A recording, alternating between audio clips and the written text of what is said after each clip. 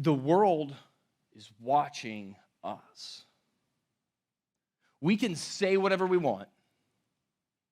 We can say whatever we want. But when we live it out, it's different. When the world saw the disciples and those who believed gathering together, sharing their positions, what does it say? It says they had favor with all. What does that mean? That means everybody looked at them and was like, they're cool people. It's not what people think now. They look at the gathering of the church and they go, judgmental. Right? They don't see it the way that they ought to see the church. And this is what he's talking about here. And he says that what ends up happening is that people look at it and they go, what's different? What's going on there? Church, would people say that about the crossing? And it's not that this is particular to the crossing, right? There's churches right across the street, right down the street, right? Like, have you been to a church where you go, wow, that's what it should be? And that's not because some crazy, like, spiritual hooby-dooby thing is going on. It's because we're loving each other and caring for each other, right? We're providing for each other. And we're going to continue to expand on this, but there is something about this gathering that draws the world in and sees God in this gathering and convicts them and leads them to repentance that's followed by rescue.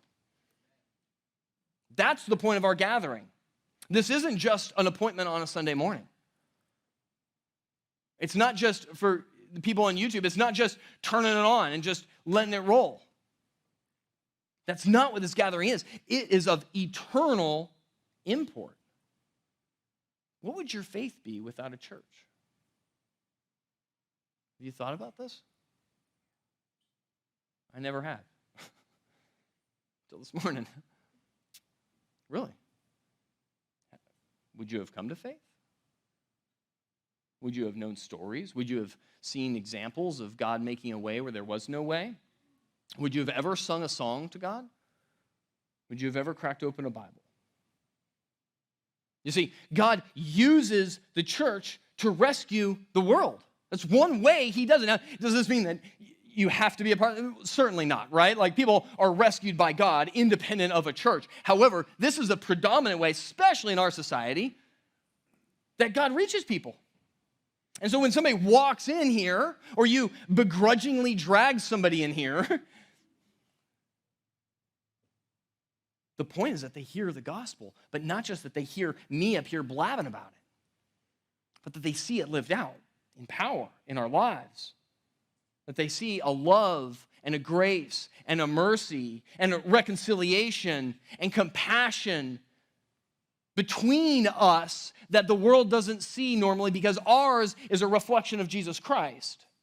Ours is us reflecting Christ to the world. Not because we're better people, certainly not. But that God uses us to reflect his image to this world.